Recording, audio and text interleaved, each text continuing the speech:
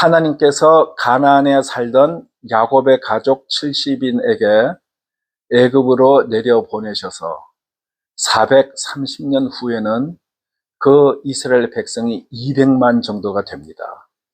하나님께서 모세를 부르셔가지고 그 200만이나 되는 이스라엘 백성을 애굽 땅에서 나와서 가나안 땅으로 들어가게 하셨습니다.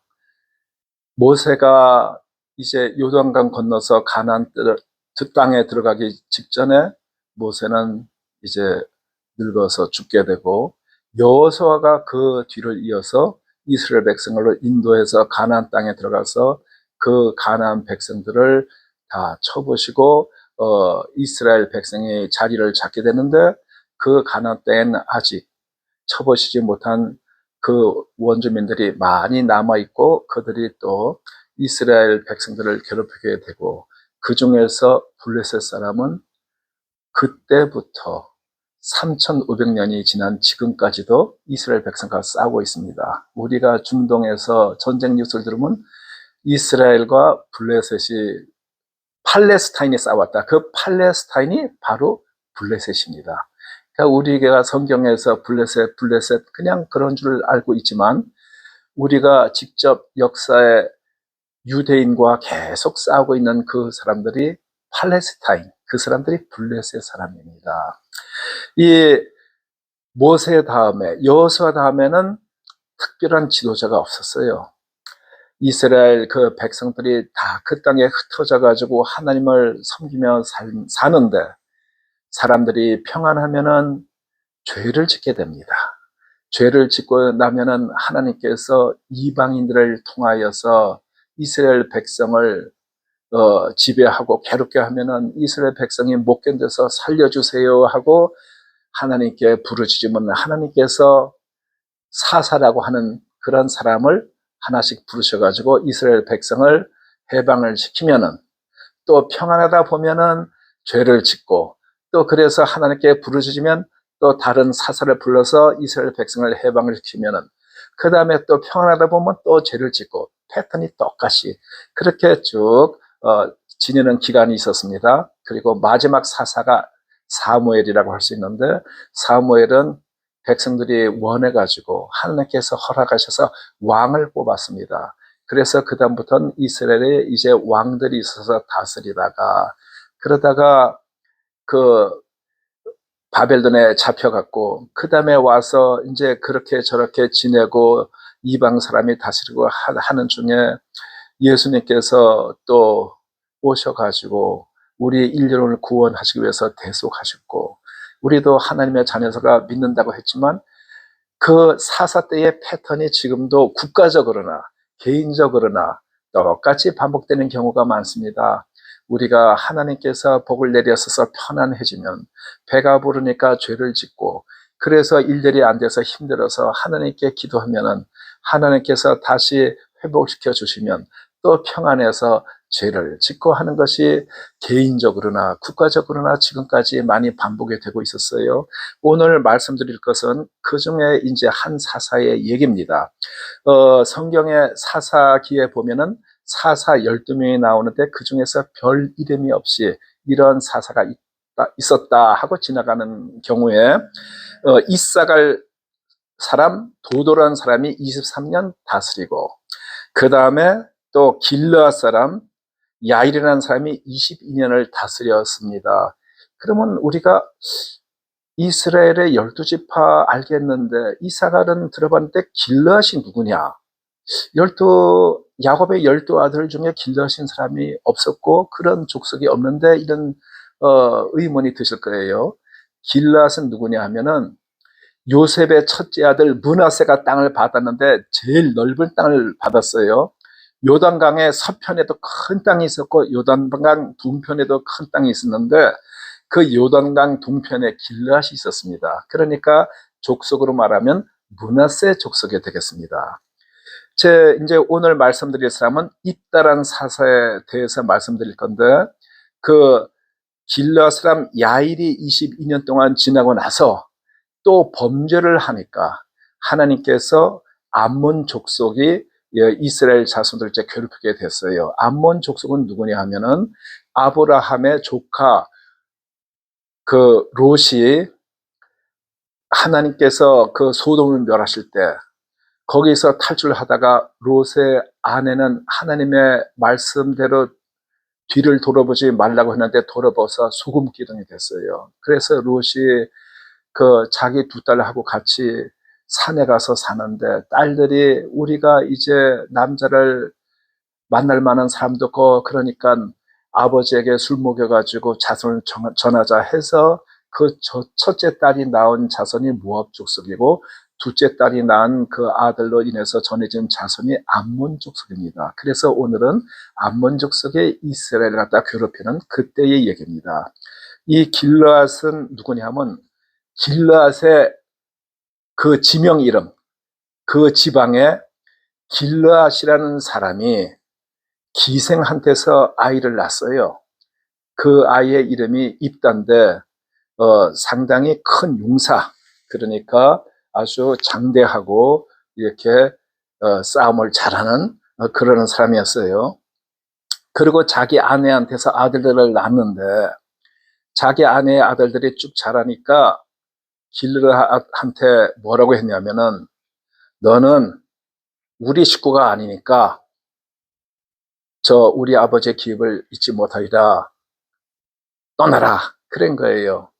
그러니까 길르앗이 서자 아니에요. 기생에서 낳은 자식이니까. 그러니까 이 적자 아들이 나가라고 막말로 말해서 꺼져 하니까 그냥 가가지고 저기 먼 데에 놋 땅에 거주를 하게 됐는데 그 사람이 뭐 특별한 게 뭐가 있겠습니까? 놋 땅에 거주하면서 잡류가 그에게 모여들었다. 잡류랑 같이 어울렸다 이거예요. 뭐니 그 잡류가 뭐니 하면은 지금으로 치면 논팽이들, 백수건달 그런 사람을 들 수가 있겠어요.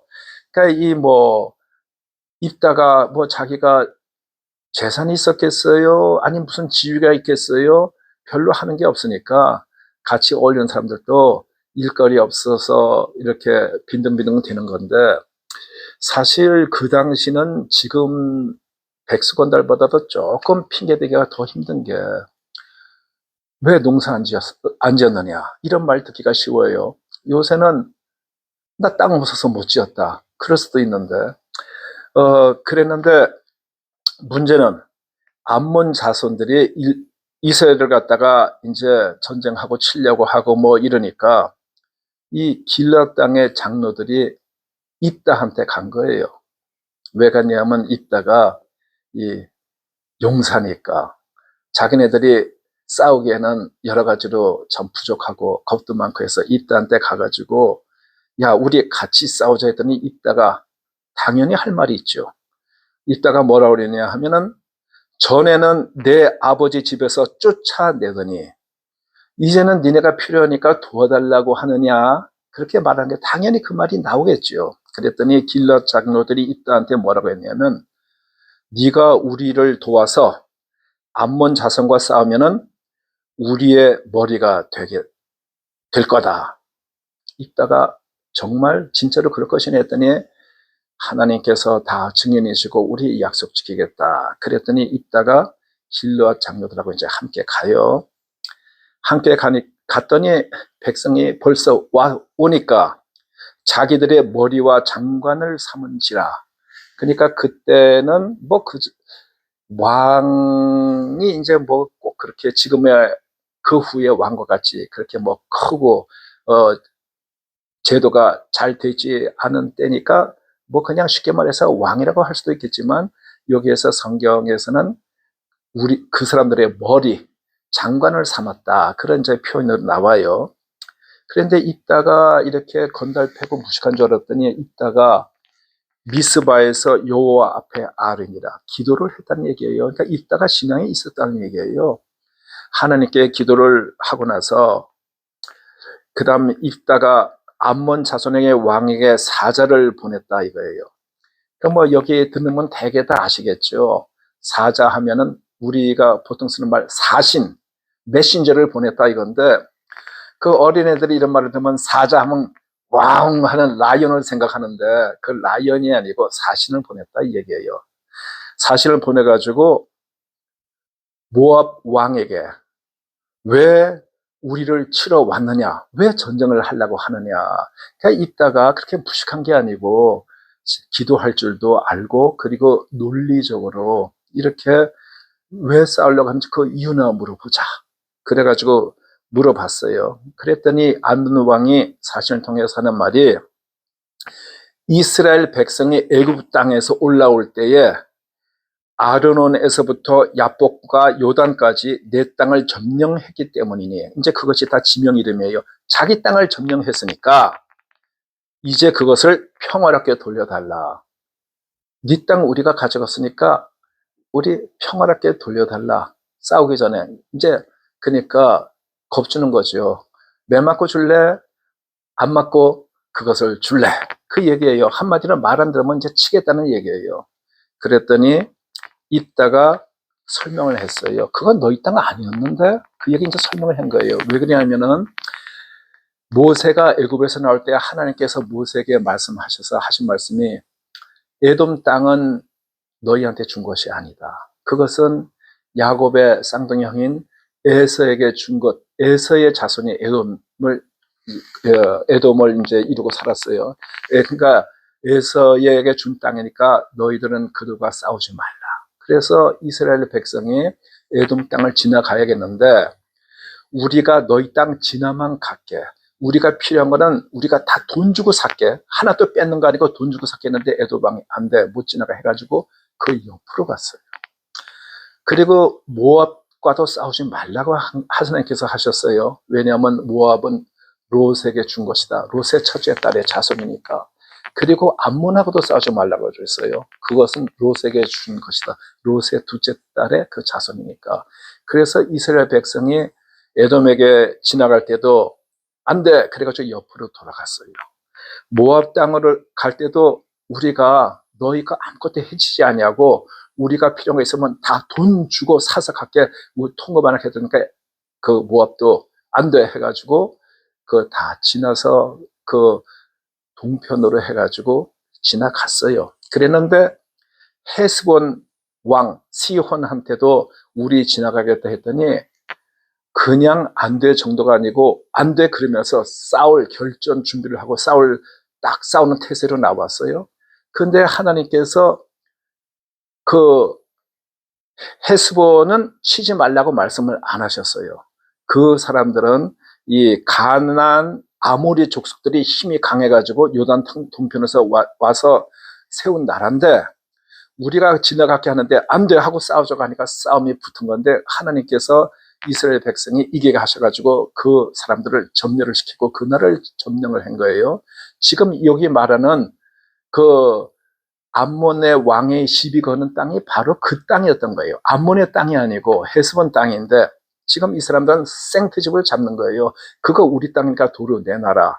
그러니까 이따가 뭐라고 설명을 했냐 하면은 그 헤스본 왕이 싸우자고 해가지고 전쟁이 나서 하나님께서 주신 건데 그래서 이스라엘이 아르논에서부터 야복까지와 광야에서부터 요단까지 아모리 족속의 온 지역을 점령하였느니라. 그런데 여호와께서 주신 땅을 네가 달라고 하는 것이 옳으냐. 그렇게 논리적으로 맞는 말이에요. 그건 네 땅 원래 아니었잖아.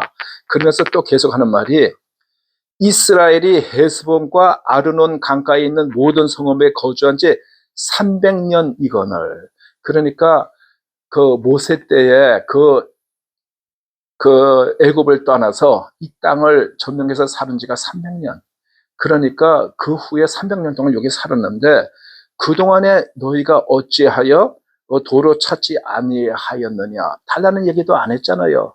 자기 땅도 아닌데 당연히 아니니까 달라는 얘기를 당연히 안 했죠. 그런데 이제 와가지고 그 생트집 잡고서 남의 땅 달라고 하는 게 그게 맞느냐 했더니 아몬 왕이 듣지 않고 드디어 이제 전장에 들어간 거예요. 그래서 그때 이에 여호와의 영이 입다에게 임하시니 여호와의 영이라고 하면 성령을 뜻하는 겁니다.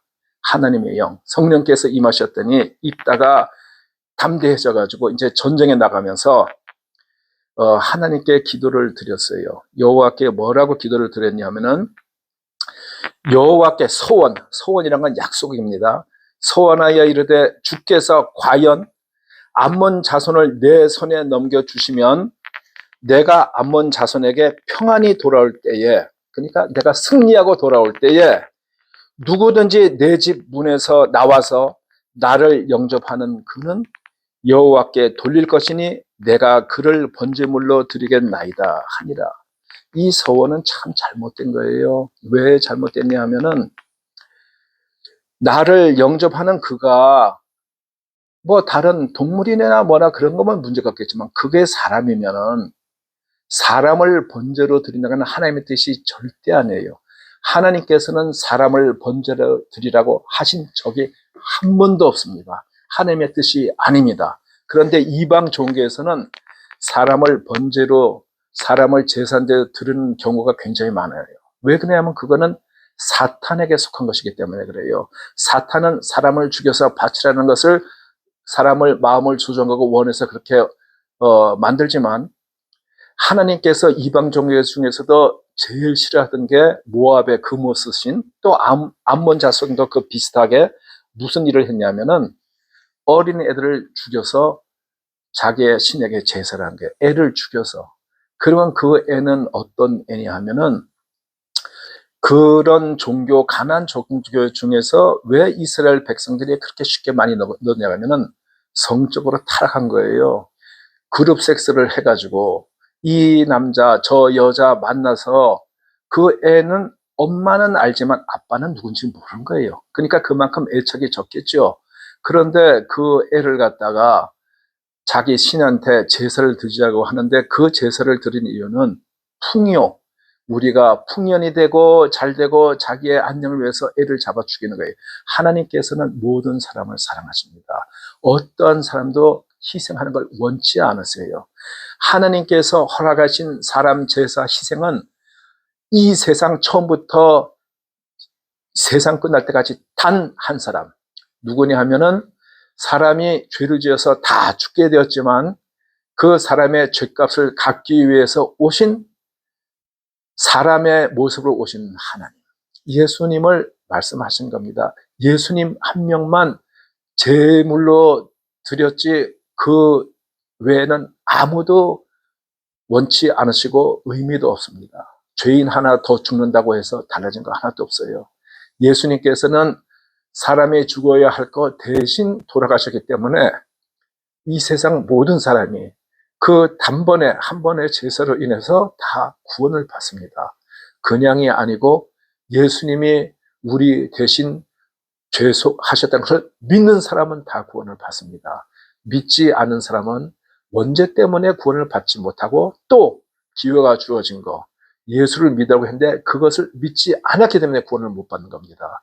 우리는 죄로부터 자유로운 사람은 세상에 한 명도 없습니다. 다 죄를 지었기 때문에 우리가 구원을 받는 방법은 단 하나, 예수님께서 우리를 위하여서 대속하셨기 때문에 그것을 믿는 사람은 하나님께서 구원해 주시겠다고 하셨기 때문에 우리는 그 예수님의 속량하심으로, 우리가 그 믿는 믿음으로 그래서 구원을 받는 것이지 우리는 원래 다 죽게 돼 있습니다. 그 예수님을 제외하고는 하나님께서는 어떠한 사람도 제물로 요구하신 적도 없고 원치도 않고 받지도 않으십니다. 이스라엘 그 가나안 땅뿐 아니고 지금 우리가 사는 이 미국 땅에도 이 원주민인 그 인디안들이 그 마야 문명이나 또 뭐 저기 페루가 있던 잉카 문명이나 뭐 이런 데서 사람을 다 죽여가지고 제사를 지냈어요. 그 누구를 죽였냐면 힘센 부족이 약한 부족을 갖다가 쳐부셔가지고 포로 잡으면 그 사람들 갖다 죽여가지고 그래서 제사를 짓는데 그 페루의 잉카에 보면 높은 제단이 있습니다. 그게 뭐 계단이 100개인지 되는데 그 위에서 사람을 잡아 죽여가지고 그 피가 흘러서 제일 아래까지 도달할 때까지 사람을 죽여서 태양신에게 제사를 드렸다고 합니다. 그것은 전부 다 마귀가 하는 짓이지 그런데 오늘 입다는 누군지 내가 승리할 때 나오면 하나님께 드리겠습니다. 그거는 사람이 아니라면은 자기가 하나님께 꼭 정말 소원을 해서 참 이루고야 말겠다는 그런 뜻으로 생각할 수 있지만, 그게 사람일 때는 그 기도 자체가 그게 하나님을 기쁘시게 하는 기도가 절대 아니에요. 근데 자기가 소원이란 건 맹세를 했다는 거예요. 그래가지고 어떻게 됐냐 하면은, 자기네가 전쟁에서 그 암몬 자손을 정복을 했어요. 그래가지고 이제 입다가 미스바에 있는 자기 집에 신나서 올 때, 이 입다에는 아들이 없었어요. 자녀라고는 딸 딱 하나, 무남 동료 딸이 전쟁에서 승리하고 온 자기 아버지를 위해서 소고 북을 들고 그리고 춤추면서 나와서 질그게 나오니까 입다가 자기 옷을 다 찢어요. 옛날에 이스라엘에서는 자기가 너무 슬플 때 어떤 헤빗이 있었냐면 옷을 찢어요. 그 당시는 옷이 굉장히 귀한 큰 재산이었어요. 자기 옷을 찢고 자기 머리를 풀고 그랬는데, 이때가 옷을 찢으면서 자기 딸한테 나를 괴롭게 하느니여 하면서 자기가 하나님께 맹세한 것을 다 얘기를 하면서 너무 괴로워하니까 딸이 뭐라 그랬냐면, 아버지 소원한 대로 맹세한 대로 하세요. 그 대신에 나한테 딱 2달만 기한을 주세요. 내가 이 죽는 슬픔을 위해서 우리 친구들한테 가가지고 같이 산에 가서 2달 동안 애곡하고 오겠습니다. 그래서 자기 아버지가 그렇게 하자 해가지고 2달 동안에 그 딸이 친구들하고 가서 그 산에 가서 애곡하고 돌아와서, 그 다음에 아버지가 그 자기 딸을, 무남동녀인 딸을 불살라서 번제로 드립니다. 그것이 관습이 돼가지고 이스라엘의 처녀들이 해마다 이 딸을 위하여서 나흘씩 애곡하는 그러한 이제 슬픈 절기를 갖게 되었어요. 여기에서 우리가 생각해 볼 것은 뭐냐면은, 사람은 절대 번제를 하는 것이 아닙니다. 하나님의 뜻이 아닙니다. 이때에 원래대로 하면, 이때는 예수님보다 훨씬 전의 사람이에요. 그때는 별 난리지가 없어요. 이따가 자기가 하나님의 약속한 것을 번복할 수가 없다 해서 그것만 생각해가지고 이렇게 했는데, 그 사람이 지식이 없었기 때문에 그런 거예요. 이럴 때는 어떤 게 맞는 방법이냐면, 하나님 아버지, 제가 하나님께 서원을 했지만 이 사람을 죽는 것이 하나님의 뜻이 아닌 줄 압니다. 주 하나님 아버지, 이것은 하나님께서 참 제가 큰 잘못했습니다. 용서해 주시옵소서. 이러고 하나님께 기도를 드려야 되는 것이 맞는 것이라고 생각이 듭니다. 전도서에 어떤 말씀이 있냐면은, 하나님 앞에서 함부로 입을 열지 마라. 하나님께 소원을 했으면 그 소원을 지켜라. 전도서 5장 5절에 보면은, 소원하고 갚지 아니하는 것보다 소원하지 아니하는 것이 더 나으니, 그런 말씀이 있어요. 그 다음 절에는 어떤 말씀이 있냐면은, 내가 소원한 것이 실수라고 말하지 말라. 그러니까 소원을 했으면 약속을 지키고 하나님 앞에서 함부로 입을 놀리지 말고, 그리고 약속 꼭 지켜라.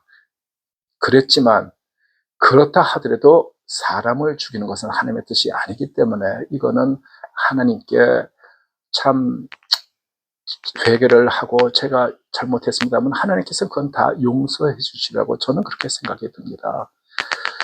우리가 살다가 어려운 일이 있으면 하나님께 기도를 하고 간절히 했을 때 마지막 순서를 할 수 있는 게 서원을 할 수가 있습니다.